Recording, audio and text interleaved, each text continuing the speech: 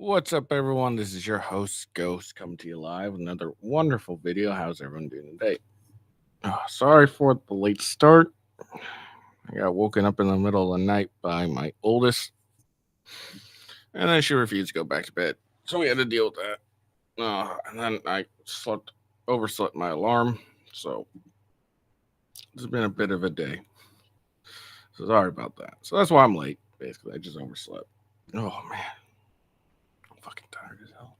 Oh,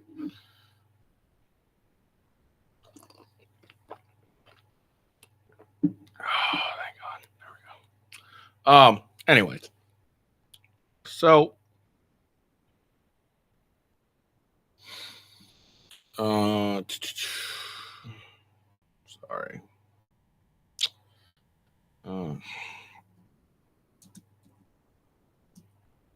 Sorry, I'm off. I'm a bit off today.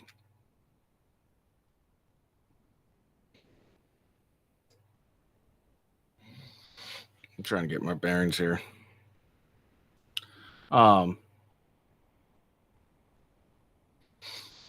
it turns out yesterday there was no word I'm fucking looking for. There's no trial for a Trump trial, so we're not doing a Trump update today because there was no trial. So there's no point in doing an update. The day 3 is today, and so yeah. So there we go. So that's what's happening. I didn't realize that. Who fucking cares?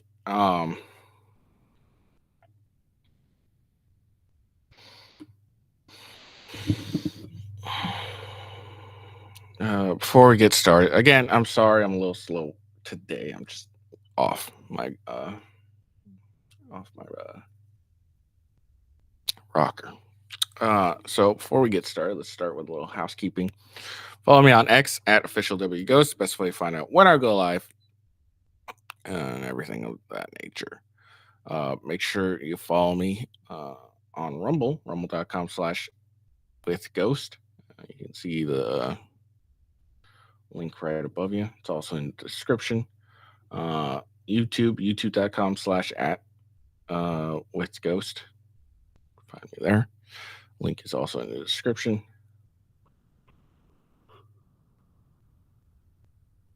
And then twitch.tv/@officialwithghost. Again, the link is in the description.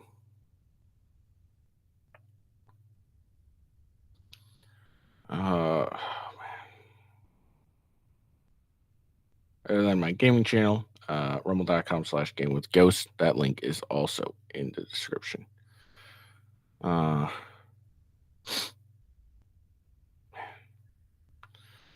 Like I said, I'm sorry right now. I'm just off at the moment. I'm trying to gather my wits. I literally just woke up moments ago. Normally I have roughly like a couple hours before or not a couple hours, but half an hour at least when I wake up in the morning. I didn't have that, so I'm just off. So just give me a second, get my bearings. And then of course, let's see. Make sure you like the video and give me a follow. So again, we won't be doing anything regarding the Trump trial since there was no Trump trial yesterday. But we'll do the update tomorrow for today. So we're just gonna run into the 911 outages.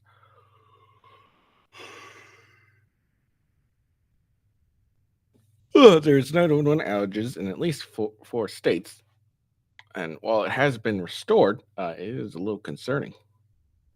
Could this have been a test run? Is the question I'm sure a lot of people are wondering. So we're going to get into that. And then Trevor Baur, his accuser, I think he has a second accuser now. His second accuser could be facing criminal charges. And then his first accuser was interviewed by Sarah Gonzalez from Blaze TV. It's only like a 16 minute video. So a 16-minute video. And so we'll take a look at that real quick. Watch that, enjoy that. She apparently confronts her Trevor Bauer's accuser and about the inconsistencies in the story. So we'll see if that's true. Biden's handler has been revealed. Chief of staff is revealed to be the second most powerful person in Washington. So we'll look at that. We're going to check out the Colorado's latest bill banning AR-15s and 9mm pistols with threaded barrels. Told you they were coming from for your guns, and you didn't believe us.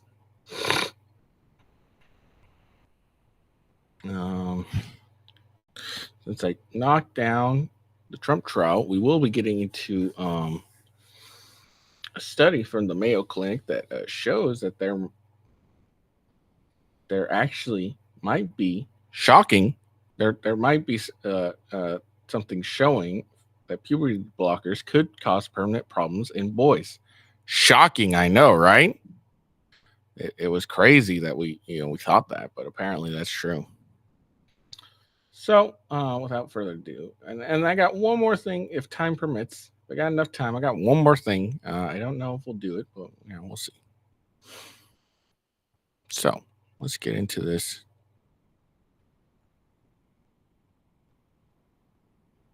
Aha. And that is the 911 outages. Outages strike at least 4 states, but most services restored. South Dakota was experiencing a statewide outage, according to police. Basically, it started in South Dakota and it flowed everywhere else.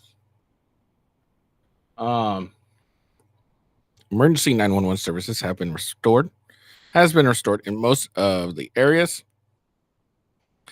hit by outages on Wednesday night. At least six cities in 4 different states across the United States reported experiencing 911 call outages earlier in the evening, according to officials. Many of those outages had been restored by Thursday morning, authorities said, although a few police departments in Texas have yet to announce whether cell and landline services were back online. Las Vegas Metropolitan Police Department said service had been restored in the city just before 9:15 p.m. PT. 911 phone services has been restored. The LVMPD wrote in a post on X. All of the individuals who called during the outage have been called back and provided assistance. Non-emergency calls are also working. As always, please do not call 911 unless you have an emergency. Nevada State Police also confirmed via X that service had been restored for southern Nevada's Clark County, which includes Las Vegas and Henderson, areas that have been reported that had reported the outages earlier. The entire statewide emergency call system in South Dakota experienced an outage. Pierre police confirmed to ABC News Wednesday night. Early Thursday morning local time, though, the Highway Patrol announced it had been restored. Services have been restored on the South Dakota 911 system. Reading a post from SDHP, pardon me, on X, our emergency system is fully operational and is ready to respond promptly to any situation. Your safety is our top priority. We are here to ensure help is just a call away whenever you need it. Do not call 911 as a test.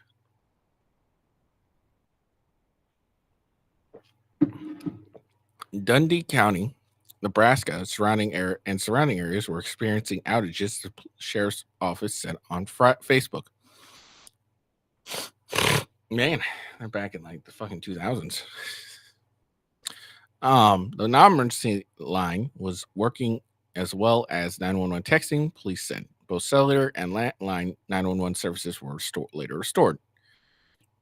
The department said in a later post, multiple cities in Texas also had outages, including Del Rio and Kilgore. Kilgore Police Department posted on Facebook it was experiencing intermediate outages and urged residents to call 903-983-1559 extension 1 to report any emergencies. So there we go. Apparently there's someone shut down a lot of the emergency services. That's very scary to think about. And you have to ask yourself, is this a test run for something later on down the road. There's a lot of people saying there may be a terrorist attack at some point in the future here in the United States. It says we're basically due one. So I mean, you gotta have a little bit of worry here, right? I don't think it's unreasonable to be concerned. And I think this is the best excuse you can really have to go out and buy yourself a firearm. AR-15 is the best bet. If you're able to, buy one. They're fairly cheap, easy to use, and it's going to be your best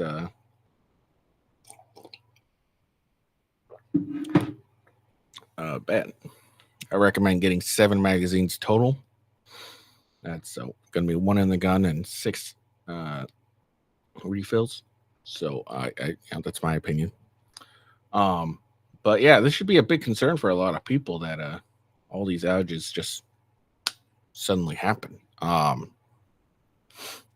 Doesn't appear they have any explanation, although they were able to restore it. That doesn't mean that they'll be able to always restore it. So I'm serious though that this is a really big concern that someone was able to come in and hack, and I assume a hack, and shut down a good amount of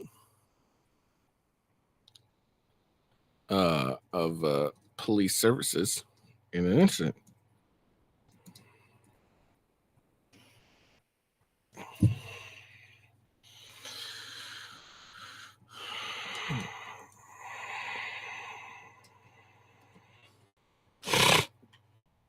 I don't know how anyone else could not be concerned about this, honestly.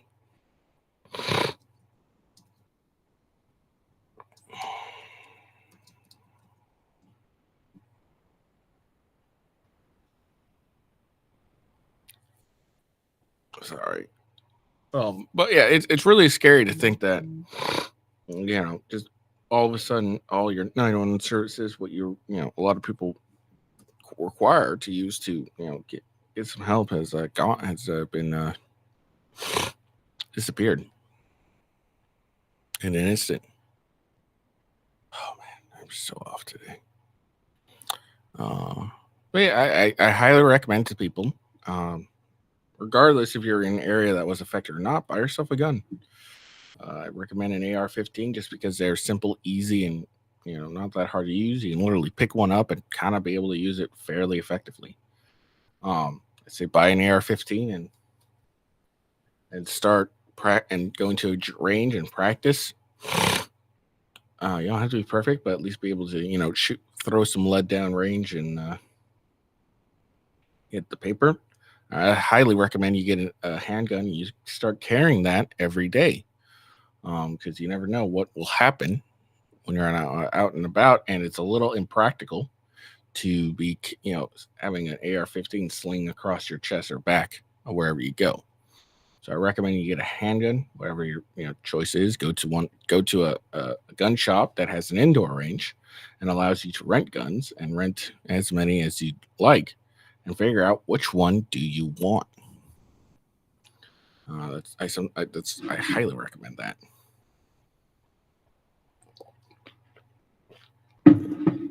But I think, call me paranoid, I think this is very well likely to have been a test run for something later on down the road.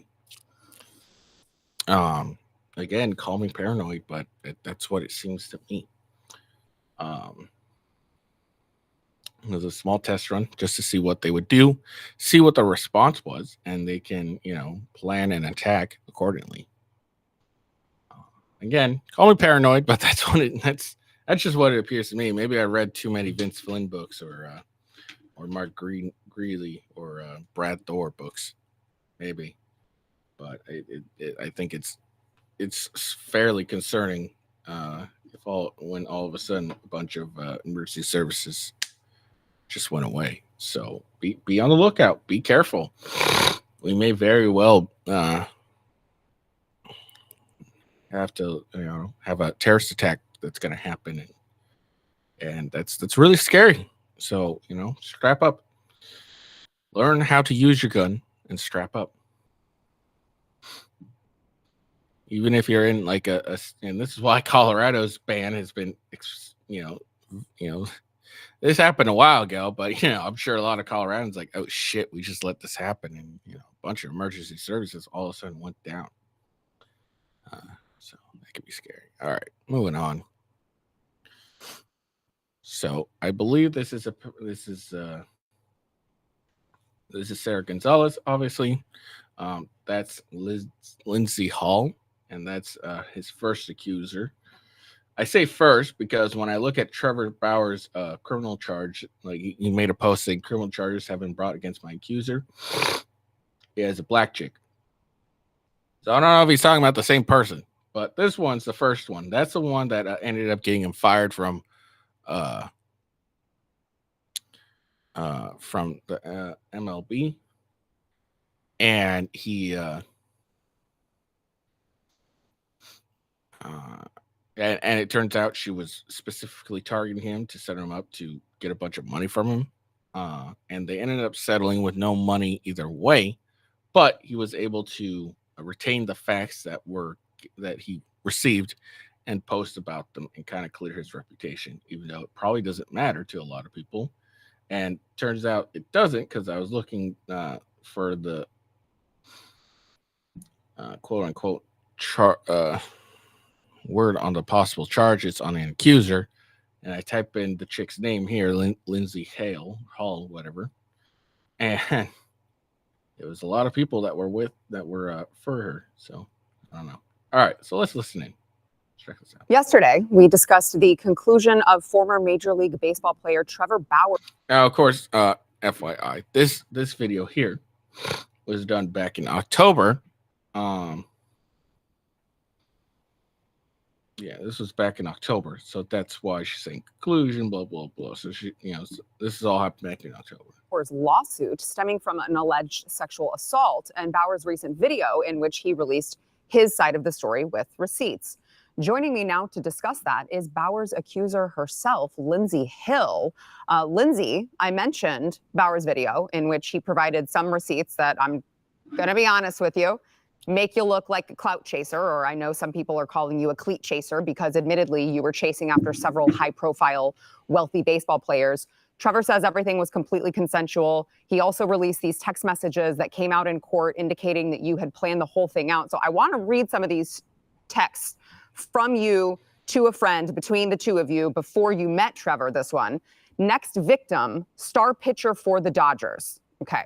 Victim is an interesting choice of words. I'm going to allow you a chance to explain yourself. But after you agreed to meet, you asked your friend what you should steal. Your friend answered his money. He says, another one from you to a friend, I'm going to his house Wednesday. I already have my hooks in. You know how I roll. With a screenshot in which you told him, tryouts don't scare me, Bauer. Pick a day and I am there. Here are some more after you and Trevor met up. Net worth is $51 million, to which your friend responds, bitch, you better secure that bag. Your text, need daddy to choke me out, being an absolute whore to try to get in on his $51 million. You say this wasn't a setup. How can you expect anyone to believe that? It was obviously a setup. That's a great question. I really appreciate you having me on to even have this conversation. Obviously, there's a lot going on around this, so I really appreciate people who are asking questions about it. The first thing I want to say is, I think that Trevor did this intentionally with the text messages and how he framed this video. There's several things in it that are not correct. And I just want to start out by... Before she gets into it, she says it's not correct. Do you have the receipts? Saying, those... If you don't have the receipts, fuck you. It's so valid for people to question those text messages. But the root of the problem here is that he is presenting this as one conversation, when in reality he had thousands of messages to choose from, took those, made it look sequential, which it was not. There is no... Do you have proof? Combined screenshot of those things going on one after the other. And as I said last night as well, there's no text message that ever exists. Otherwise he would have, put it out there, combining, anything about a setup through rough sex finances all in one. Those were handpicked, and they were from multiple different conversations all before we met up. And I think that the video in general doesn't even talk about what actually happened between us two, which is what would have come out during a jury trial. Then why did you settle? It's like, come on. She's trying to claim all this crap, expecting us to be functioning dumbasses. And the question is, okay, if all this would have came out, why did you settle? Okay. And if you're claiming, oh, none of this is actually sequential, this is all just pick and choose. All right, where are your receipts? Prove to us. These were all messages that happened before. And then, of course, the video is so valid as well for people to ask questions about. But I do think that video was entirely misleading. He also references the restraining order hearing, which people also have questions about. He says that he was cleared of any wrongdoing, which is actually incorrect. In our civil case, the judge had actually ruled that he had not been cleared of any wrongdoing, and that was a federal court judge. So I want to get to the domestic violence restraining order hearing as well, but I mean, so you're saying that it's misleading because you're admitting that you did talk about rough sex and wanting rough sex. You did talk about him needing to choke you out. You did talk about stealing his money, but it's misleading because he put them together in the same video as if you had said it in the same conversation when in fact it was separate conversations, correct? That's why it's misleading? Correct. And as well as okay, so she admits that I did this, yes, but it's misleading because, hey, I wasn't saying it like in the same fucking conversation. Okay, that doesn't make you look good. It's not showing, the messages that occurred after where it discusses it strictly in the term of, being a baseball wife or something like that. Sure. Or something like that. Okay. I'm just curious if you know like the statistical likelihood of you texting your friend premeditated texts saying you wanted him to choke you out and steal his money, take his money, and him actually choking you out, and those two things not being related. It's a really, really valid question. And like I said, I think you would need to look through each conversation. It's interesting. If Trevor has all the texts and all that stuff that he can release, seems like she could probably release the text too, right? Unless there's something in the settlement saying you cannot defend yourself against any of my accusations, right? And those were handpicked. But I can, like I said last night, completely own the fact that those were overly sarcastic, overly inappropriate to some may seem. And it does give off that impression about clout chasing. Now, do not get me wrong. There could have been absolutely a text and they were just joking around, and being sarcastic. I totally understand. That's a complete and utter possibility. I really get that. Like, cause you text, you're just joking around with your friend. It's like, oh yeah, I'm gonna, hook up with him, be a baseball wife, blah, blah, blah. Oh, gotta secure that back. Like, I really do believe all that could be possibly even remotely true. That it we were just being sarcastic, we were joking around. Because text messages, they never portray actual sarcasm, so it's really hard to detect that. I totally get that. I just don't fucking believe her. Because look, she could have came on this show and provided all those receipts. She could have gone on and said, look, I sent you the entire thing, how it was, all the text messages. I sent you that completely. And let's discuss it. She could have done that. She's not doing that. She's just saying, oh, well, there's some context missing. I'm claiming, like, look, you've already been, and she's like, oh, well, the judge says that he wasn't clear of any wrongdoing. You got any fucking proof of that, lady? Sure. And again, she's claiming all of this. He's like, oh, all this stuff would have came out in the trial. Then why did you settle? Because it takes two to settle. You're not forced to settle. You could have kept going. Totally attention-seeking behavior, but I just feel that they have, nothing to do with what actually took place. No, they kind of do. They kind of do. If you're trying to establish some credibility here, if you're attempting to cleat chase or whatever she said, clout chase, whatever, and appear and texting, oh, I'm gonna make him my next victim, and then all of a sudden you come out as the victim, seems a little bullshitty to me. But it does cause a lot of questions as to why I was, seeking Trevor out. But at the end of the day, there was nothing about a setup with violence and all of this stuff and getting financial gain. It was strictly, a 25 or however old I was at the time, girl trying to get attention from those things and phrasing it in a sarcastic way before we met. Okay, so I've got a couple other questions on that. So you said in court that he sexually assaulted you on 2 different encounters, and you say the first time that you say he choked you unconscious.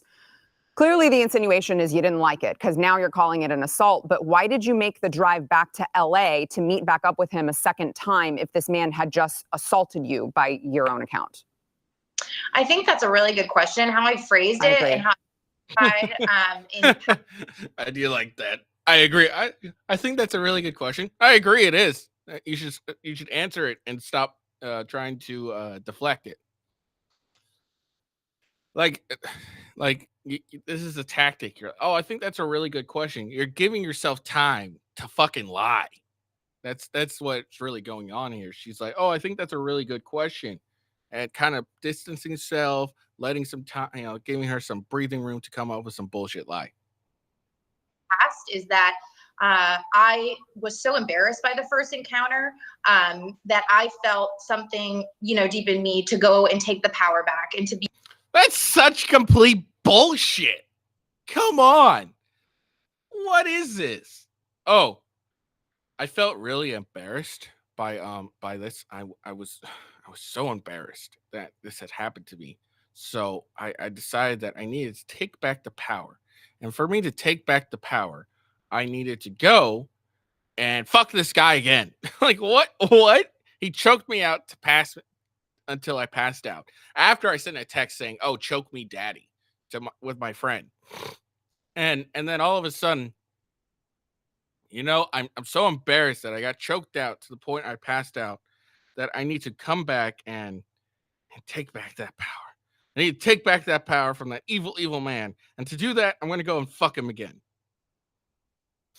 Be better and to be what he wanted in a sense. And so I don't know, there's been a lot of, through all the processes, witness experts on the psychology of what happens when you are assaulted, XYZ. But there was something in me that felt like I needed to make it better in a sense. Okay. But you texted Trevor before you met him, telling him you liked rough sex. Then you texted him after your first sexual encounter with him, which you now call an assault. And according to court records, you told him after that sexual encounter that you had, quote, never been more turned on in your life. That's not really something that someone says when they were just assaulted. I think it's a super valid question. Everything you're asking. See, you like that every single time. That's a very valid question. This is what liars do, is when they're lying, they kind of give themselves a little breathing room before they pull out their lie, pulling out a lie. Okay.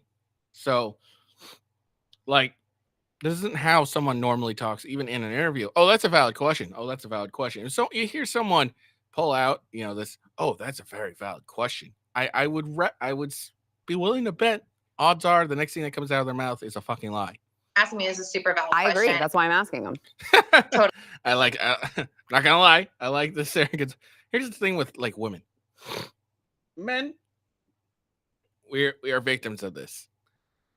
We can't really detect a lot of bullshit coming from women until we get a bit of experience. Because, look, let's be honest. This Lindsay Hall chick, she's attractive. All right, she's hot. All right, right. Okay, she's hot. So with hot chicks, and honestly, chicks in general, with us men, we think with our dicks. All right, so we're a little easier to be manipulated by a woman.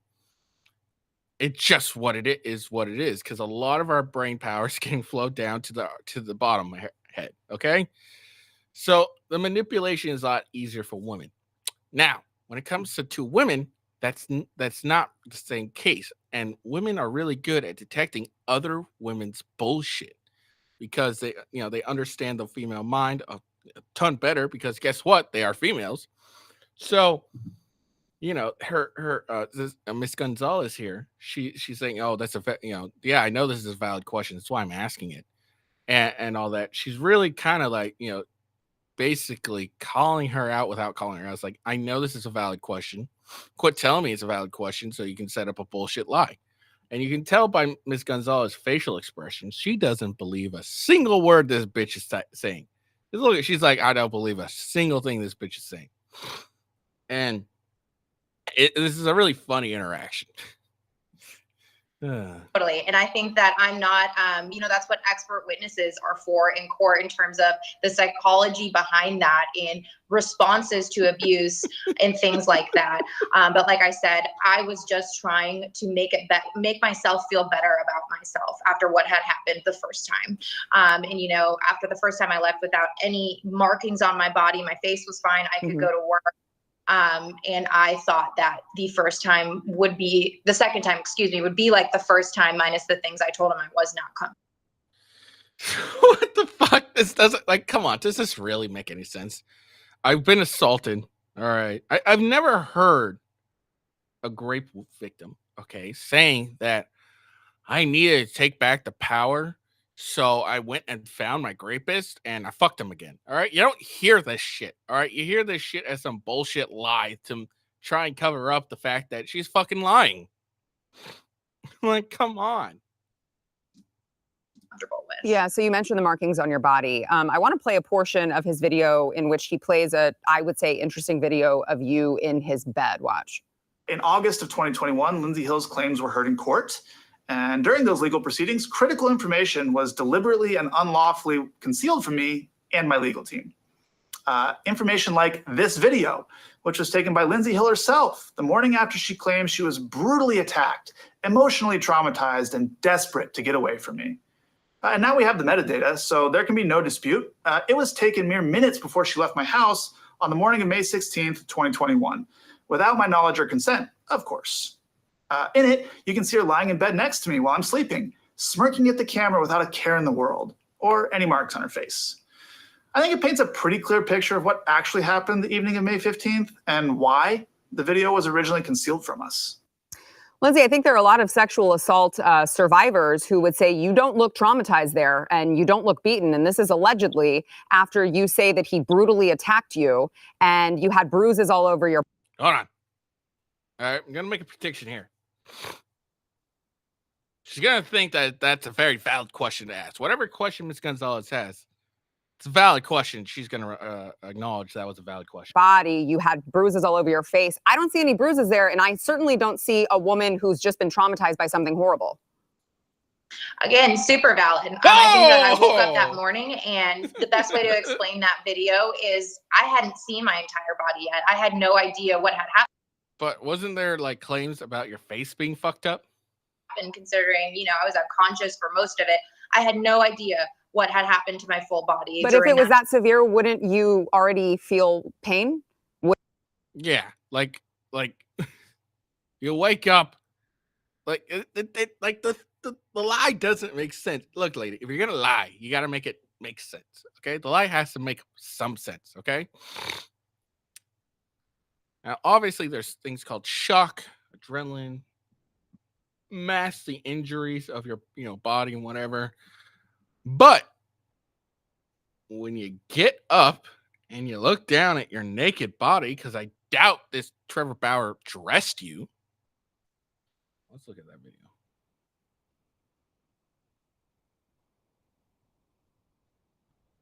Okay, hold on.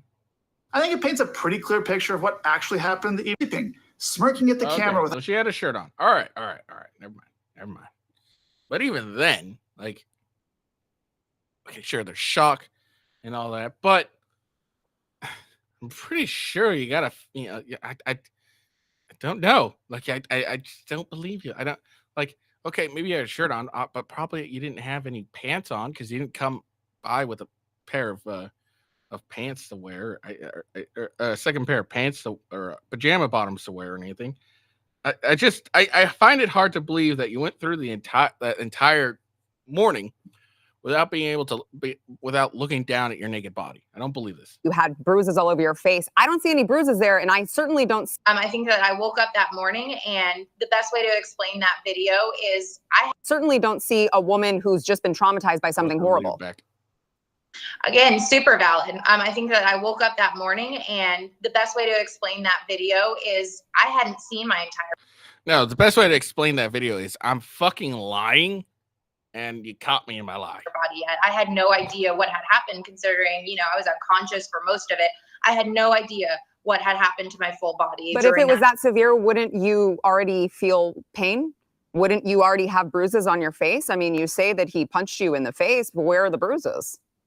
Yeah, so that's something that has not, you know, been publicly released, or he won't talk about. But over and over again in this process, we have handed him pictures that were taken between.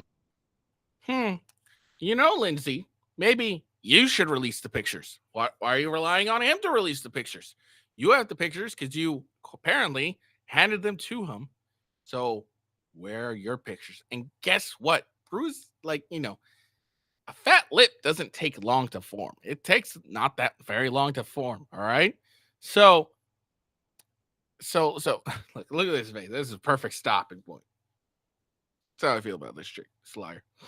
But fat lips, things like that nature, they don't take very long to form. So, you know, it wouldn't be like instantaneous, but it like by the time you shot this video, something, at least when it comes to your story about, you know, experiencing some sort of assault, getting punched and shit, something like there'd be evidence at least on your face, even if it's just a fat lip. 20 and 30 minutes right after that video was taken, of the bruising starting to develop, of the scratching, and it has been time and time again verified through metadata. It was a matter of being in the correct lighting, the space. That even Ms. Gonzalez is like, that's bullshit. You're fucking lying. All right, it doesn't matter the lighting. A bruise will appear no matter the lighting. It doesn't. What the fuck is this shit?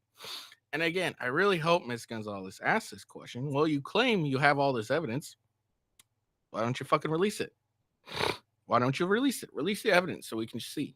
To take the right thing. And another difference is, you know, iPhone camera versus a Snapchat recording and things like that. So there is solid bulletproof evidence of those bruising marks, scratches, things that were provided to their team from day one. So it was a very brutal attack in which you were very bruised, but we couldn't see the bruises because of the lighting. I want to move on here. So that was a funny, subtle thing. So you can tell that Ms. Gonzalez doesn't believe the fucking word she's saying. No one believes her. It's very clear. Well, people believe her, but they're just morons. Okay, if you believe this chick, you're a fucking idiot and a simp. But I like that little dig she gave there. It's like, oh, okay, so there was bruising, but we couldn't see it because of the lighting, because it was such a brutal attack that the lighting hit it. Trevor mentioned in his clip that you withheld evidence, more evidence, and later posted on Twitter after being asked if your lawyers were aware that you withheld evidence. He said, it appears her lawyers had the evidence the entire time. Speaking specifically about the video of her laying in bed next to me with no marks on her face the morning after she claims I brutally attacked her, an email containing that video was sent to her attorney before the domestic violence restraining order hearing in 2021, and it was never turned over to us. Perhaps that's why he insisted on adding his name to the released parties section in the settlement agreement. There was also a 12-day span of texts between Lindsay and two of her closest friends immediately following the incident that were deleted. We asked for them in discovery for the restraining order hearing, and they were not turned over. Why did your lawyers withhold what seems to be very exculpatory evidence for Trevor? It's a very valid question. You know what? That's something my lawyers would have to answer, and that's his issue with them. Like I said, there was an email. I provided absolutely everything I had. And a key fact about this that no one does know about is that video was actually the first thing that I handed over to Pasadena police, and it's on body cam footage. So I did everything to hand over all of that stuff. It was my first time in a legal proceeding. Really? I don't believe that you actually did hand over that video. And I did what I was told when I was told to do it. Yeah, you mentioned that you went to the police. Why wasn't he arrested, do you think? Or, you know, no charges were brought on him. Why do you think that is? That only the Pasadena Police Department would know that. What I do know is that I handed over my phone and computer because I had nothing to hide, and I interviewed with them. I did everything they told me. We have a 28-minute pretext call that's recorded that's never been public. That really explains a lot. And what I do know is that Trevor refused to talk to the police, refused to give him their phone. Yeah, why wouldn't he? I have someone lying about me. I'm not going to cooperate with the police. Of course not. It's not in his best interest, especially considering that there's multiple times where cooperating with the police ends up getting you fucked up. And they're automatically believing, because you're a woman, that this happened. So yeah, fuck no, I'm not going to cooperate with the police. And so I'm not really one to speak on that. I just had to let it play out. Yeah, I mean, if I was accused by a sexual partner who had given consent to have sex with, that I was now being accused of sexual assault, I probably wouldn't talk to the police at that time either. Why didn't you turn over the text with you and your closest friends? As this 12-day span, why didn't you turn those over? They really focus on that a lot. And like I said, I did everything in my power. I sat up there and I testified and said, I don't have access to this on this backup. Can you please get them from Pasadena Police? I would have given everything, like I said, from day one. And so I was really an advocate for getting all those texts because I knew that there was nothing in there that would, and the police wouldn't release them to you? I'm not sure. I was the one, like I said, who said, in court, please get them from the Pasadena Police because I do not have access to them. But if the Pasadena Police can give it to them, they could give it to you as well, no?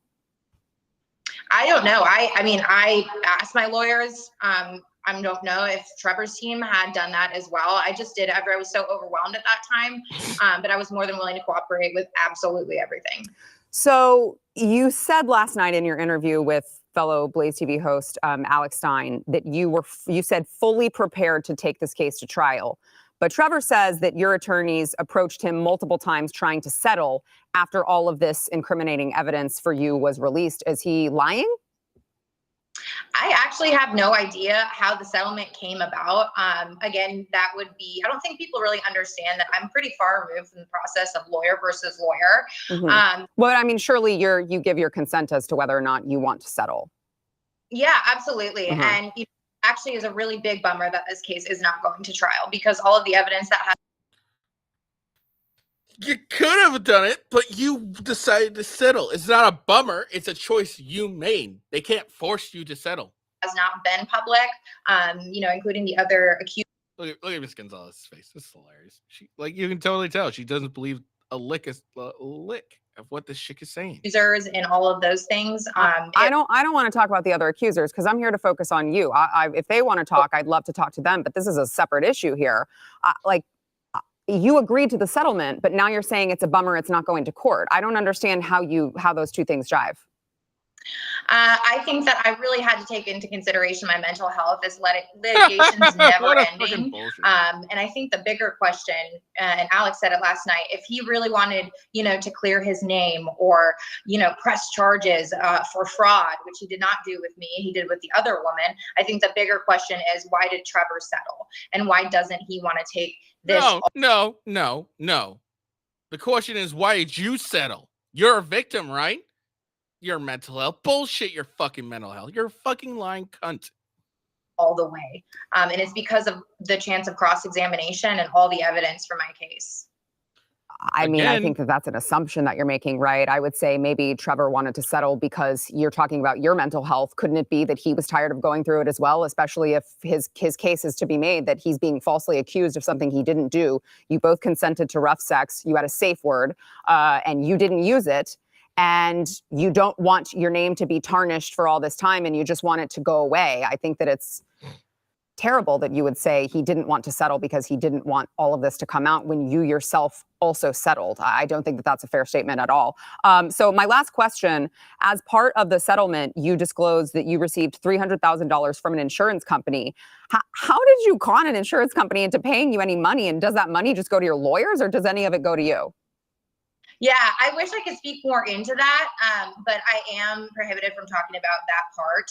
So I wish I could go more into detail, but I don't believe I would agree with you on the word con at all. So okay. I would go into that more. Yeah, I mean, Lindsay, I don't believe your ass. I don't like it when men are falsely accused of doing things, and they have their livelihoods taken from them, and it's done by someone who is, speaking out of both sides of their mouth, saying, well, I wish that this had gone to court, because if it did, boy, let me tell you all the evidence that you could be seeing, but now you can't, and also then settled the case. I don't find that to be credible. I will leave you with this. I want you to learn your lesson on pursuing public figures, and I would ask that you stop sliding into my friend Alex Stein's DMs. Thank you very much, Lindsay. I really respect you, and that's nice to end that way. I really do respect what you have to say, and I hope there's a day that you can see the real truth of the situation. All right, thanks for joining us. Thank you. I think Miss Gonzalez here does see the real truth. I have so much more to say on that, but we've got to go to a break. I wish I could see the truth in it too. It's just that all the evidence that I'm seeing, which has been provided, isn't quite good for Lindsay. Oh, that was funny. All right, so I guess I leave it up to you. Do you believe her? Do you believe Lindsay? I don't. Okay, none of what she said makes sense. All right, let's see this. Now, okay, so this is the second accuser, apparently. So apparently she may be facing some prison time now. Now, I have an explanation. Okay, I have an explanation. All right. He may have. The reason why Trevor didn't press any fraud charges against Lindsay may have been the fact that he was over the deal. He didn't want to deal with it anymore. He didn't want to see her anymore. So he was like, all right, look, we'll settle. I get to clear my name. Go fuck off, bitch. All right. That may have been his thinking. And the reason he's charging this chick is I'm thinking this may have came after Lindsay. And he's like, all right, I'm done with this. I'm going to press charges because this is the second time this happened. So now I'm just going to ensure it doesn't happen again by showing that if you come at me and you're lying, I will put you in jail. I'm going to assume that's what happens until we hear from Trevor Bauer. One of the women who accused me of sexual assault just got indicted for committing felony fraud against me. Imagine that. Let me catch up to speed. In the last 3 years, 2 women have taken legal action against me. Lindsay Hill started all of this. You may remember her from this video as the girl who set me up and lied to the world in an attempt to take my money. Well, today, the only other one, Darcy Adana Esimonu, has been criminally indicted for committing felony fraud against me and another man. So now she's facing up to 16 years in prison. Her claims are even more absurd than Lindsay's were. So here's some of the details. We had one plain sexual encounter in December of 2020. Nothing that could be considered remotely rough. She initiated it, but don't take my word for it. Take hers. This is a picture and text message she sent me the next morning explaining why she came on to me. And for months afterwards, she repeatedly requested to sleep with me again. For example, this text from January 7th, 2021. At one point, she even requested a sample of my sperm so she could have my child whenever she wanted to in the future. The fuck? Now, it's hard to keep track, but she's made at least 4 7-figure demands over the last few years. More than a year after the one time we slept together, and only after Lindsay Hill made up her false allegations, Adana retained a lawyer. She then demanded $3.6 million and claimed I forced her to have an abortion, leaving her emotionally devastated and irretrievably damaged by it. But here's the thing. She never had an abortion because she was never even pregnant, and that's corroborated by her own medical records. When I refused to pay her the $3.6 million she was asking for, she made up a bogus sexual assault claim and filed a civil suit against me. In that version of her story, she claimed, for the first time, by the way, that there was non-consensual sex. But her texts from the next morning show what actually happened. Remember this text in which she explains why she came on to me? She also claims that instead of an abortion, she actually had a miscarriage, but that's impossible, of course, because, again, she was never even pregnant. We now have emails between her and the first 2 law firms that dropped her in which they acknowledge they never had any evidence to support her claims, but they'll try to get my money anyway. I then shared an audio recording I have in which Adana contradicts her own claims and asks me for money. In the emails, her lawyers agreed that that's insurmountable evidence, and they inform Adana that they can no longer represent her unless she can provide documentation or proof of her claims. And of course, she couldn't do that, so the law firm urged her to consult other law firms with different standards. Now, Adana has filed more than 10 police reports claiming sexual assault or harassment against other men, including at least one other professional athlete. But after the Scottsdale police completed their investigation into her claim against me, she's the one being indicted for felony fraud. And not just against me, against another man as well. She made up bogus sexual assault claims and attempted to extort him too. And it gets worse. In my lawsuit against her, we subpoenaed a witness whom she knew for relevant documents to use in our case. And when she found out, she immediately made sexual assault claims against him too. Her MO is clear. Lie to men to get their money, extort them if she must, and when they refuse to pay, stop paying or stop giving her what she wants, go to the police, accuse them of sexual assault, and file a civil suit against them to retaliate. And just so no one can say, well, he still has two other accusers. Just because the first two are complete frauds doesn't mean the others are. Here's a couple facts about them. They both had lawyers first demand in excess of $3 million to not go public. In both cases, only after. This is very common. Okay, this is very common with these women and stars, and professional people. They always send an initial, "Hey, look, I have this. I'll do this if you don't pay me off. Okay, if you don't bribe me to pay me off, if you don't pay me off, I'm going to do this thing." And when they do it, they think for the most part end up honoring their word. I doubt it, but the guys will pair off and like, all right, go ahead, fucking do it, and then all of a sudden the sexual assault claims is made. So this is a very common thing that happens. After I refused to pay any sum of money, did the lawyers make anonymous claims in the media. They both had the opportunity to file a criminal complaint against me. Neither of them did. They both had the opportunity to file a civil suit against me. Neither of them did. They both had the opportunity to participate in Lindsay Hill's civil suit against me. They could have even done so anonymously. They both refused. One of them even submitted a statement to the court stating that she never made public accusations against me. The other refused to participate so vehemently that Lindsay Hill took legal action against her, trying to force her to participate. She still refused. So they both had the opportunity to testify under penalty of perjury. Neither of them did. One can only wonder why. Perhaps it's because all their claims against me are lies. Now, it's been 2 years since these women and their lawyers attempted to weaponize anonymous claims in the media against me to take my money. I addressed them at the time, and as far as I'm concerned, it's in the past. But if there comes a time in the future where I need to defend myself further, I will not hesitate to do so.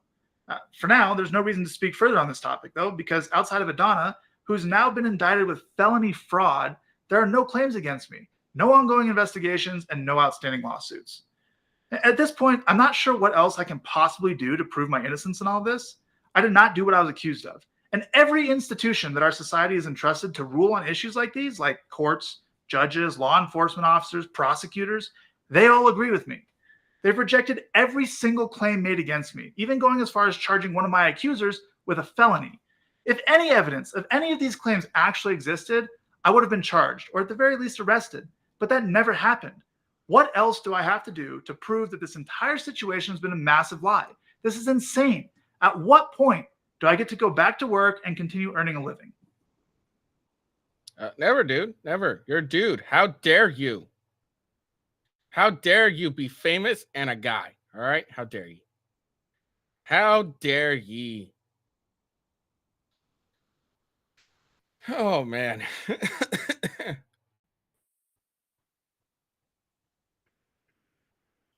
It's kind of fucking hilarious. And if you really believe any of these broads, you're just a fucking idiot. Come on. Like, for reals. You're a dumbass.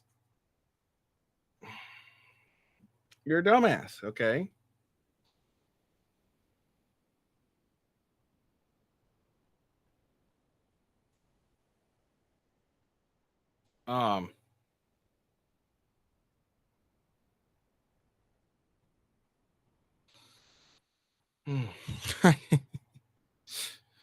God damn. Like it's kind of crazy. And it like, come on. Do you really believe these accusers at this point? Do you really? No, you don't. Okay. So let's come on. Leave this guy alone. Let him live his life. For fuck's sake.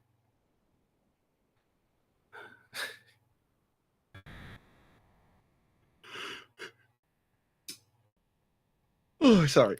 it's just kind of funny and sad, in all honesty, that like this poor guy, he's like, dude, I just want to be left alone, and these bitches won't leave me the hell alone. Oh man, and oh my god, it's just so fucking ridiculous. It's hard to really grasp, honestly.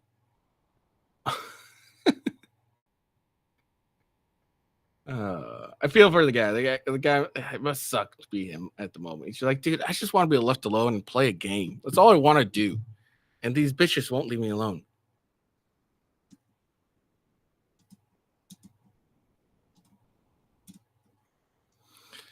All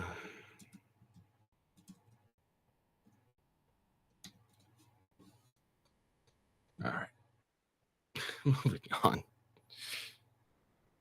For fuck's sake. But again, do you really, sorry, do you really believe any of these chicks? I really don't. I don't. Every time there's any like whole like, oh, there's an accuser, someone's accusing someone, there's an accuser, blah blah blah. I just don't believe them anymore.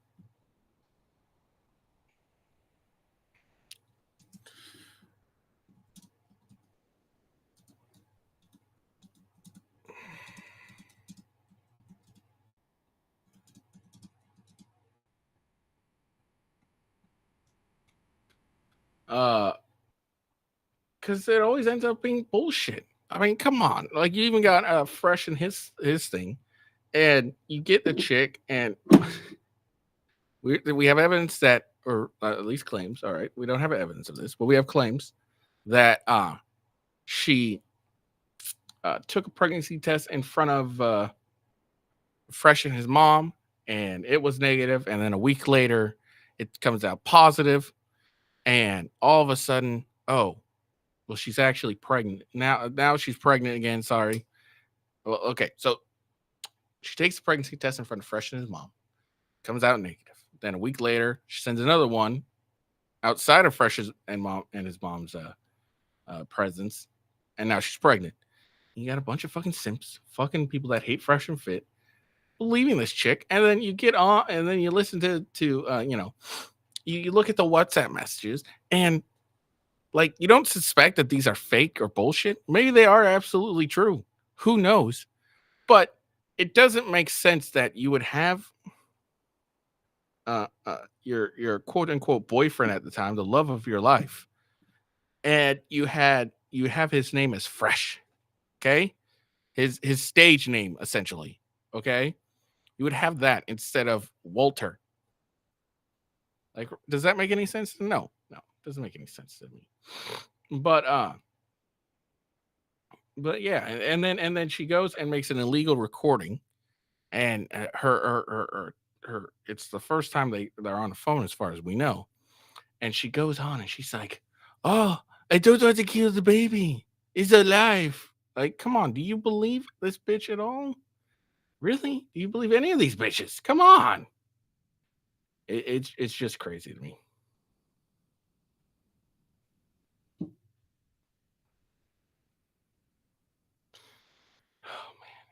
It's ridiculous.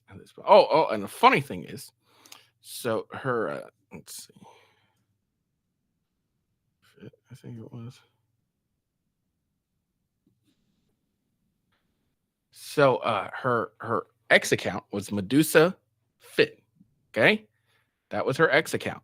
Guess what? It's fucking deleted. Okay, it's deleted. Oh man. And sorry, but yeah, it was deleted.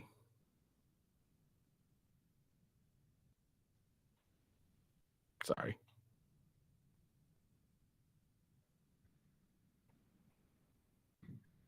Yeah, so like, it's just, are you really believing all these broads that come out and all of a sudden start accusing, famous people, famous men of this shit? Are you really seriously still believing them? If you are, then you're probably some simp fucking loser that doesn't get chicks and hates, the men you see being able to get these, attractive women, and you just hate their guts at this point and hate their lifestyle. So you just automatically believe them because God forbid they do better than you, and like it blows my mind. Oh, and another thing happened last night. Kind of related, not kind of. It looks like Fresh and Fit, or at least Myron and the Courting have um come together and kind of kumbaya. Um, it he appeared, they didn't really discuss it that much, but he was on their show last night, and it sounded to me that the Courting's admitting his mistake, and I can respect that at the very least. He's admitting his mistake. He's took down all his posts regarding Fit and Fresh, Myron and Fresh. So shout out to the Courting for being a bigger man and like admitting when he was wrong. And it's I don't know what Myron said, what they discussed behind scenes, of course, but he was on their show last night. They had a good time. They didn't really discuss anything except like video games, which was kind of cool. It was kind of like one of those like relaxing podcasts. So, I'll probably start advertising for Coffee Brand Coffee again, even though I didn't really advertise it, but I'll put in my link and shit. Because my biggest problem with the Courting, why I stopped doing the Coffee Brand Coffee shit, is I hate the blatant hypocrisy. Like, I understand a lot of people are hypocrites, but like the blatant hypocrisy and the double standards they're holding really irks me. And people keep calling, Fresh and them hypocrites. It's not hypocritical to make a mistake and fall into the same trap you tell people not to. It is hypocritical when you tell, when you disbelieve Jared Monroe and ask questions when he makes his claims with no real evidence. and just like, look, I'm really just I'm not like, and you're not like, you're not even simping for your buddy. You're just like, look, I just need some more information. I really don't believe you, but I need some information before I make a real judgment. And then on the same token, these guys you didn't like at the moment, they get accused and they get, some questionable material at best. And then you automatically, start going in at them. And that just bothers me a lot. It's why I stopped watching Crowder, because he goes and rails against bullshit contracts. Okay, rails against bullshit contracts, and then he gives Dave Landau again. I didn't see it. I'm just trusting Landau's word on it, but he didn't give Landau. He gave Landau a bullshit contract as well, and that bothers me a lot. So I had an issue with the Courting. I mean, not that he gives a shit. I'm some small fucking rebel. He probably heard, oh, this, with Ghost has an issue with you. And he probably saw that and just like took it and just wiped his ass. He doesn't give a shit about me. And he shouldn't. I'm nobody. But that's why I stopped with the Coffee Brand Coffee. I had an issue with the Courting, but it seems like the Courting has become the bigger man and has, admitted his mistake. And now, it's a little bit kumbaya. And it was a really good podcast last night. They had a good time. So, I don't have any beef with the Courting. I really didn't have any beef. Honestly, I just didn't want to associate myself with him. But it's good to see that the Courting is at least being fair. I'm not even asking him to like these fuckers. I'm just asking him to be fair and let me just wait for all the evidence. Because if you look at the evidence that Daisy has presented, it's suspect at best. Okay, and there's people who increase the magnitude on those pregnancy tests, and it actually looks like it appears that it's actually those pictures are negative, not positive. And again, there's questionable thing about the WhatsApp material, and then again, there's questioning about why, if you really care about the child, why are you recording someone illegally and we're only releasing a portion of the call? So that wasn't the entire of the call. So it's a lot. It's a suspected or suspicious evidence that can you really believe. So, anyways, that's my rants about these hoes and cute accusing famous men. All right, move on. So let's move on. Since we were talking about 911 outages. Oh wait, no, never mind. That's not what we're talking about.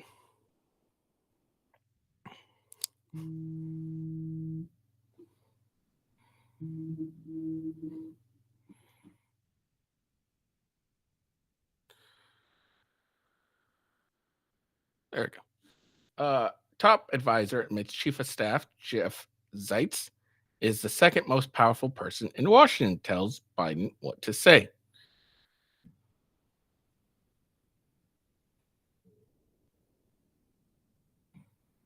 Hold on.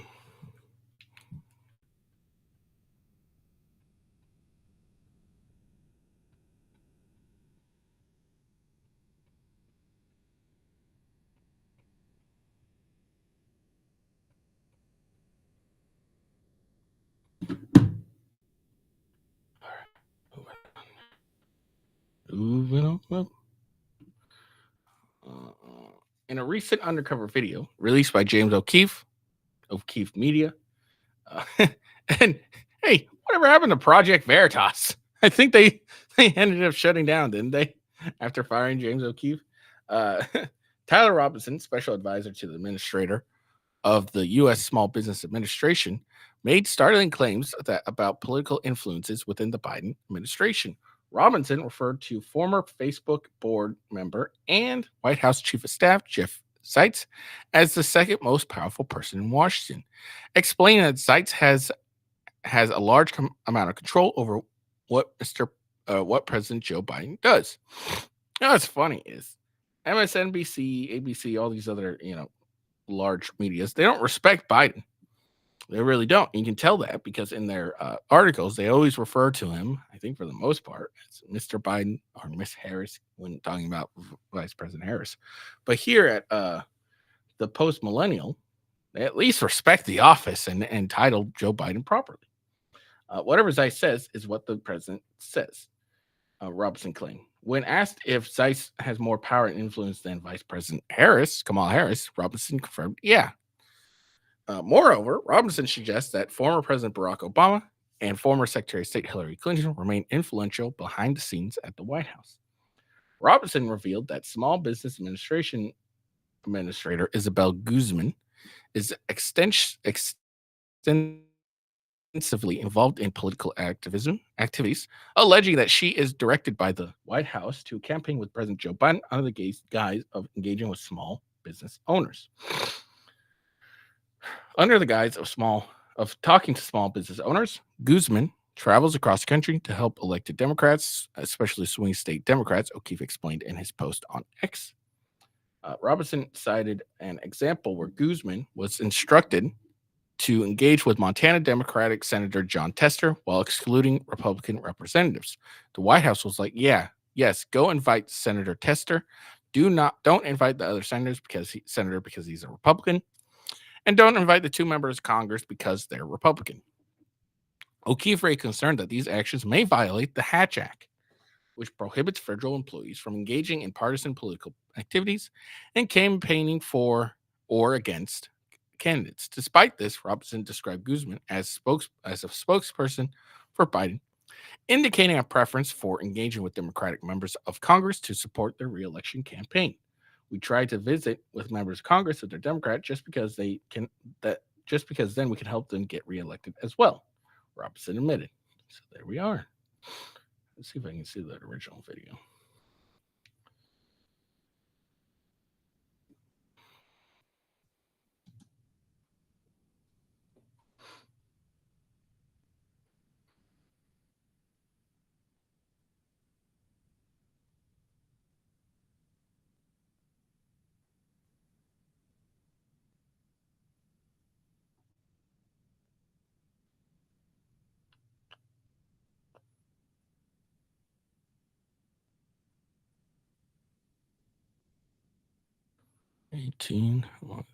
All right.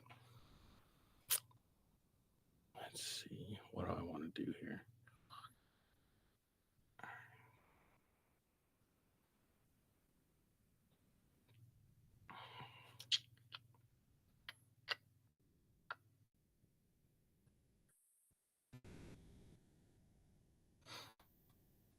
Trying to think.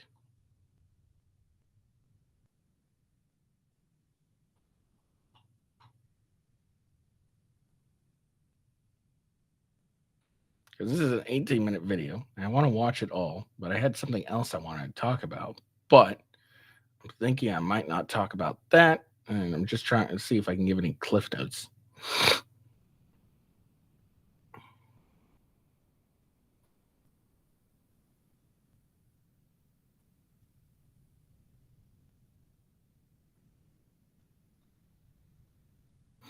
I'm going to save this story for tomorrow. The Colorado banning of assault weapons and 9mm threaded barrels.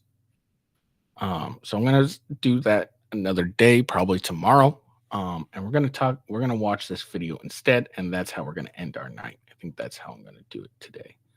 While the gun one is fairly interesting, I think this James O'Keefe one is probably slightly more interesting. And while we got portion of the so-called clips, I think that this would be far more interesting to listen to. Okay. Oh my God. Every single time it's recording. All right. My fault. I'm not following James O'Keefe. I'm going to follow him. There we go. What's your title? Like special advisor. I work for the chief of staff. It's really clever because I'm willing to bet. I have no idea, but I'm willing to bet the chick interviewing him is hot. And that's why he's talking so candidly with this chick. Okay. And James O'Keefe is hilarious. Or not hilarious, but he's clever. He sends in these attractive. I'm willing to bet they're attractive. Okay. Just because I know how guys are. I'm willing to bet that they're attractive. He sends them in and yeah, so let's just listen. Oh, you reported to chief of staff. So author's the chief of staff to Guzman. Yeah, Isabella Guzman. So she's basically a spokesperson for Biden. Yeah. She's indirectly campaigning for Biden. Yes. Yeah. Administrator Guzman said basically are going to these critical battleground states to basically campaign for President Biden. Anytime we go, we try to visit with a member of Congress if they're a Democrat. The White House was like, yes, go. Don't invite the other senator because he's a Republican. And don't invite the two members of Congress because they're Republicans. There's a guy named Jeff Sykes. And by getting Jeff's sign off, you're getting the president to sign off. People call him like the second most powerful person in Washington. Most of the time it's like, hey, whatever this guy says is what the president says. Who would you say is the most powerful person at the White House? Jeff. Jeff is the most powerful person at the White House. Other than like the president. There's probably like 5 or 6 people that work for Joe Biden and I've worked for him for 30 years. One of them is Ron Clay. Ron worked for Biden when he was like a senator. There's a guy named Steve Rashay. He's like a senior advisor at the White House. Anita Dunn. Yeah, she's a senior advisor at the White House. Gene Sperling. He's an economics guy. Oh, his sister, Biden's sister. She like runs the Biden Foundation. They're the people that run his different departments. If they put it on his desk saying like, hey, it's the department. So I feel like Barack Obama's still very like involved.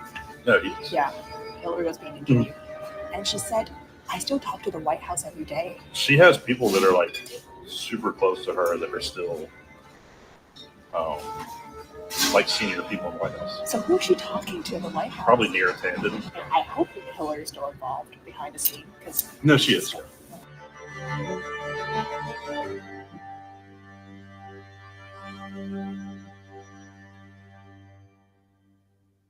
Not a week goes by without a news headline about potential medical supply shortages, threats to our infrastructure or power grid. And you remember for a wellness OMG per kit when you order. This is very clever. Definitely get a medical kit and whatnot. Get some food rations. Using the code investigation into the DC swamp, Tyler Robinson. Tyler is a special advisor working at the Small Business Administration. You're in politics, right? Yeah. Okay. How long have you been in politics? Since like 2012. And so what's your title? Like special advisor. I work for the chief of staff. Oh, you report to the chief of staff. What's the person? His name is Arthur. Okay, it's a guy. Author. So author's the chief of staff to Guzman, and then you report to author. Yeah. Tyler explains he reports directly to a man named Arthur Plews, the chief of staff in the office of the administrator at the SBA, who reports to SBA Administrator Isabel Guzman. Guzman was sworn in as administrator of the SBA by Kamala Harris in 2021. Tyler says he can't do anything overtly political, but confirms the SBA is indirectly campaigning for Biden and, quote, helping retain members of Congress to get reelected. You're politically appointed. Yes. So the administrator is the most traveled member of the cabinet. Like pretty much every week. Me, your boss. Yeah, Okay. pretty much every week she goes somewhere in the country, Nice. and like talks to small business owners and gets on local news and says like, Wow. "This is what the Biden economy is That's doing awesome. for you guys in this area." So she's basically a spokesperson for Biden. Yeah. So And, she like, can tell Biden's We can't like accomplishments. we can tell their accomplishments. She can't like go on stage and be like, "We're going to just be like, hey, Joe, vote for Joe Biden." Like that's illegal. So she's indirectly Yes. Yeah. like campaigning for Biden. Yeah. She's indirectly campaigning for Biden. Yes. Yeah. But like, yeah, there's just certain rules for like political appointees Yeah. and what we're allowed to say and like do. You and your boss? Yeah. What's her name? Isabella Guzman. She's from California. We're going to this area in Pennsylvania, which is a huge swing state. It's a huge swing state. Yeah, Got it. a state that Biden needs to win the presidency. Ah. And we're not saying, hey, go vote for Joe Biden, but we're saying, hey, because we passed this law and this law that no Republicans voted for, that only Democrats voted for and passed, Yeah. we are like at that time, that trip, we announced that the administration was investing $5 million. Those going directly into that community. So why can't you help Biden? There's it's called the Hatch Act. Unofficially campaigning for Biden and other elected Democratic officials to small businesses across the nation is a potential violation of the Hatch Act. The Hatch Act mandates that civil service employees in the executive branches of the federal government abstain from any active part in political campaigns. Several members of the Biden administration have already received warnings from the Office of Special Counsel and watchdog groups for violations of the Hatch Act, including Housing and Urban Development Secretary Marcia Fudge, former White House Press Secretary Jen Psaki, and former White House Chief of Staff Ron Klain. Tyler describes Guzman as a spokesperson for Biden and as the most traveled member of the cabinet as she uses her position to help get Democrats like Montana Senator John Tester reelected. Administrator Guzman said basically are going to these critical battleground states to basically campaign for President Biden. So it's I just love how he's just freely talking about this. Obviously, I'm sure James O'Keefe's undercover reporter spent months, weeks, or months talking to this guy, getting his trust, and making him seem like an ally and all that. And it's really funny to see how open he's talking about it. And yeah, this is obviously this is irritating as fuck. They go as oh well, we're not officially campaigning for him, but you kind of are trying to circumvent the Hatch Act. And what's funny is you haven't heard anything on this news at all. But if you had Trump and it was Trump who was doing all this, be blasted all over the internet. It's just ridiculous, the double standard sometimes. Anytime we go, we try to visit with a member of Congress if they're a Democrat.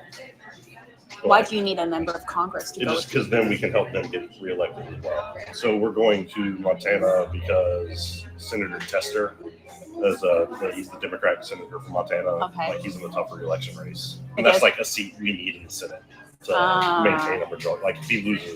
If he loses Montana, it's harder. We're screwed. Yeah, it's harder to win somewhere else. We all as an office we're going. The White House was yes, go invite Senator Tester. Don't invite the other senator because he's a Republican, and don't invite the two members of Congress because they're Republicans. So the White House authorized you guys to go campaign for this senator. Yeah. What kind of campaigns does the SBA run to help Biden? I mean, we can't do anything overtly political. We can't send out an email to small businesses vote Joe Biden. Tyler Robinson continues to describe the inner workings of the Biden White House by mentioning Jeff Zients, the White House Chief of Staff. Tyler states, quote, by getting Jeff's sign-off, you're getting the president's sign-off, labeling him as the second most powerful person in Washington, D.C. Down the line, it's up to the president and the chief of staff. The chief of staff to the president approved it. There's a guy named Jeff Zients. Jeff Zients? Zients. Within the White House, there's something called the Office of Cabinet Affairs. Office of Cabinet Affairs. Yeah, okay. and so all these names. Yeah, they're responsible for overseeing all the different cabinet agencies, cabinet secretaries. And your boss is one of the cabinet secretaries. So they tell us it went all the way up basically for approval. So Jeff is the final approver. I guess it would be the president, but in reality, it's probably Jeff. Now, I don't hold. I when it comes to the chief of staff position, it's a job. It's essentially being a gatekeeper to the president. So I don't think this is very uncommon because the president has only so many minutes in the day, and the chief of staff is generally supposed to be the person you go to. Let me hear what he has to say again. Let me make sure I got that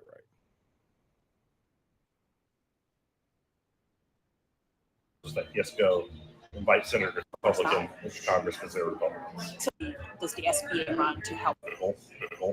Joe Biden. Tyler Robinson can Jeff Zients, the White House chief of staff. Tyler states, quote, by getting Jeff's sign-off, you're getting the president's sign-off, labeling him as the second most powerful person in Washington, D.C. Down the line, it's up to like the president and the chief of staff. The chief of staff to the president approved it. There's a guy named Jeff Zients. Jeff Seitz? Zients. Within the White House, there's something called the Office of Cabinet Affairs. Office of Cabinet Affairs. Yeah, okay. and so like All these names. Yeah, they're responsible for like overseeing all the different cabinet agencies, like cabinet secretaries. And your boss is one of the cabinet secretaries. So they tell us it went all the way up basically for approval. So Jeff is the final approver. I mean, I guess it would be the president, but in reality. Yeah. So I don't think it's very uncommon for chief of staffs to kind of hold that power of being a gatekeeper to the president, because the chief of staff, in my opinion, is basically the president's secretary. All right. Manages booking, kind of gets them from point A to point B, all this shit. And all that stuff.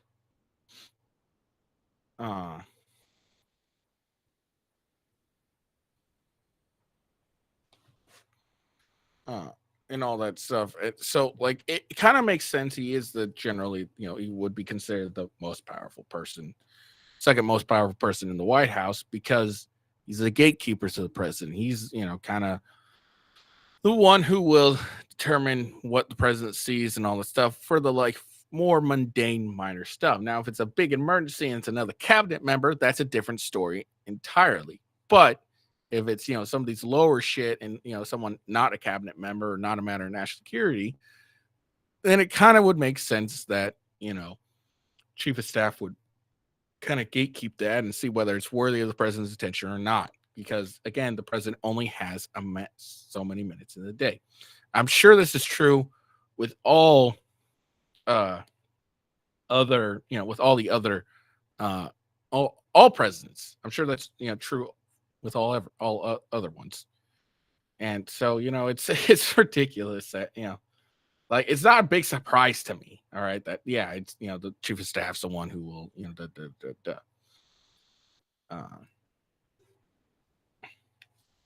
and they're calling him the more powerful because he basically gatekeeps the president. And the gatekeeper is generally a far more powerful person because they determine who their who the person who the president will see and what he doesn't see. So that's why it's considered powerful. But I don't think that's like something that's very new. I don't really believe that that's something new. It doesn't surprise me at all, any of this, when it comes to the whole, well, not even the Hatch stuff, but it doesn't surprise me this chief of staff stuff. I'm kind of more interested in the Hillary Clinton Obama stuff. It's probably Jeff, yeah. So the president also has to sign off on this. Yeah, I mean, by getting Jeff's sign off, you're getting the president's sign off.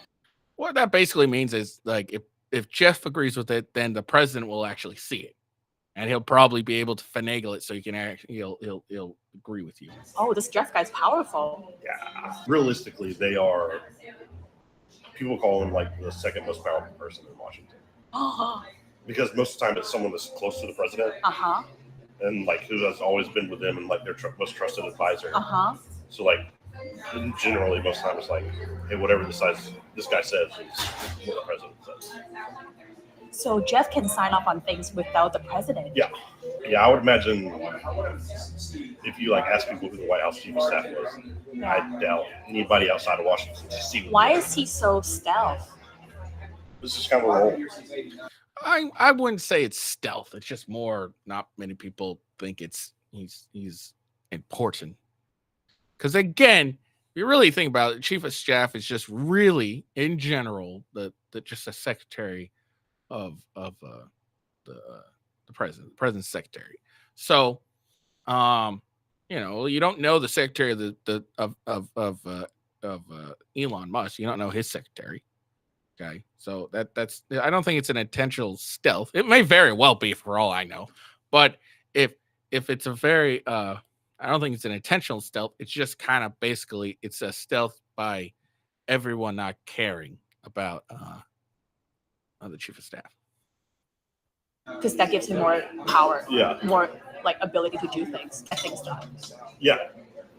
Because if if everyone you, knows about him, if you follow politics, you know who like the chief of staff is. But like the average American wouldn't know who he is.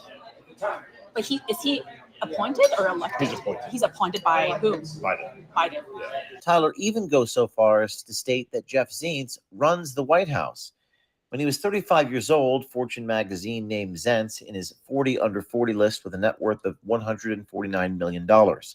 He has held many corporate and government positions, including being on the board of Facebook and the chief operating officer of DGB Enterprises, a holding company for several companies. He's not elected by American people, American voters, but he's appointed by Biden. Yeah. And he can basically be the acting president. Not the acting president, but like he runs the White House. He runs the White House. Like he's responsible for everybody that works there. I don't think any of the cabinet members are elected either. Like I'm pretty sure all cabinet members are appointed by the president. The FBI director, the person that's like the top law enforcement officer in all land, he's not elected. The Attorney General of the United States, I don't think he's elected. And so the top law enforcement, the law enforcement officer, the top prosecutor, they're not elected. They're appointed by the president. Now they have to go through confirmation hearings and shit like that, but they're not elected by the people. So again, it's this may sound like a surprise to you if you don't really understand the nature of the White House or how it's run. There, he like helps set the president's agenda, like controls Secretary. what gets said, all that. Is Jeff more powerful than Harris? In some ways, yes. In some ways, no. And is Jeff more powerful than Kamala? Like not legally, but In practice, he is. yeah. Who would you say is the most powerful person at the White House? Jeff. Jeff? Yeah. Jeff is the most powerful person at the White House. Other than like the president. So all buck stops, like all roads lead to Jeff. Jeff and the president. Yeah. Okay. Recently, Special Counsel Robert Hur characterized Biden in his final report as showing diminished faculties and faulty memory, in which Biden did not remember even within several years when his son Beau died. This report and Biden's general demeanor compel many Americans to speculate that there must be other people in charge and making the most important decisions for the American people. Tyler Robinson has a lot to say about Biden's shadow advisors that were never selected or voted for by Americans and lists them directly by name, stating there are 5 or 6 people who are Biden's closest advisors and have worked for him for over 30 years. I mean, Joe Biden, like he's been around for so long that he has like a solid group of people around him that like they're his closest advisors. Like he has a group of people, like 5. There's probably like 5 or 6 people that work for Joe Biden and have worked for him for 30 years. They go on TV sometimes. One of them is Ron Clay. Ron Clay? Ron Clay. Okay. He was the first chief of staff. He left. Okay, before Jeff. Yeah. Okay. And he also Ron worked for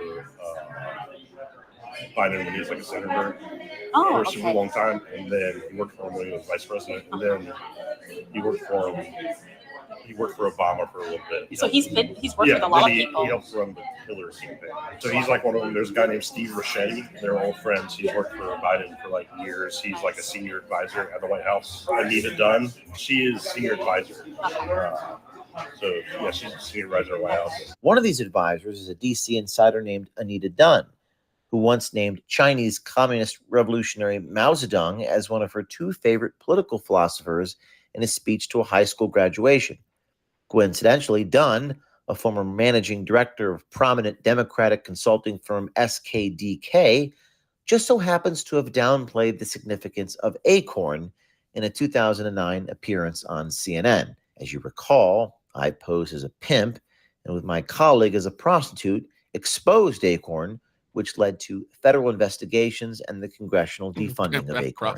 Gene Sperling. He's an economics guy. Okay. So that's 4 people. Yeah. Who's the 5th? Oh, his sister. Huh? Biden's sister is like really important to him. Biden's sister? What's her name? Valerie. Valerie Biden? Yeah, she like runs the Biden Foundation at University of Delaware. So all 5 of them were personally picked and appointed by Biden to basically run the show for him. Yeah. I mean, the president can't do everything. Yeah. So you have to delegate. Yeah. They're the people that run his different departments. Would you say those 5 people plus Jeff do more than the president himself? It kind of depends. Yeah. But they have ability to make decisions for the country without having to necessarily get the president's sign off. They have to get the president's sign off. But Yeah, but like how often would the president say no? yeah, exactly. Right? So if it ends up on the president's desk, then he'll probably sign off on it. If they put it on his desk saying like, "Hey, we can do this," they'll probably sign off. So these 5 people plus Jeff are really the ones running the show. Yeah, it's like that for everybody else. Most of the time, they're not people who have ever served in government office or like elected office, but they're people that have worked in government. So they were never elected by the voters. Yeah, but they worked in the Senate for 30 years. Again, yeah, a lot of the president's close staff members, they're not elected either. All cabinet members aren't elected, as far as I know. Tyler Robinson goes on to mention Obama and Hillary Clinton still having close ties to the White House, going as far as stating Hillary influences policies and helps advise select members of the Biden administration. I feel like Barack Obama would be like involved. No, he is. Yeah, Hillary was being interviewed, and she said, "I still talk to the White House every day." Yeah, she has people that are like super close to her that are still like senior people in the White House. Working for President Biden. Yeah. So who is she talking to at the White House? Probably Neera Tanden. Who? The director of the Domestic Policy Council. What's his name? Neera Tanden. Okay. She she. Yeah, she worked for Hillary for a while. And she now works for President Biden. So you think she's one of the people that Hillary would talk to regularly? Yeah. To what? To influence policies, or like how much power? Yes. Just get insight. Yeah. I hope Hillary is still involved behind the scene because. No, she is. Okay. So she's talking to this one lady for domestic. She does a lot of international stuff. With whom? They have like the Clinton initiative. Does she talk to anyone else besides this Neera lady? I'm sure. Yeah. On internal SBA policy and plans, Tyler Robinson discusses how the SBA wants to get into the lending business to provide loans to small businesses that cannot get loans from private banks. All right, I've lost interest in this. I mean, a lot of that stuff doesn't really surprise me. They're like, "Oh, you're trying to make it such a big deal." Oh, yeah, of course. Whether you agree with it or not, of course, there's going to be some gatekeeper to the president. I don't know, handlers are the right idea. It's more like gatekeeper, in my opinion. I'm sure Trump had that. I'm sure Obama had that. Bush had that. Like, the president's a very busy individual. So, of course, there's this, individual that kind of gatekeeps what the president sees and doesn't see, when it comes to these lower issues. Now, that being said, I'm sure this chief of staff has to work 10 times harder because President Biden's a fucking moron.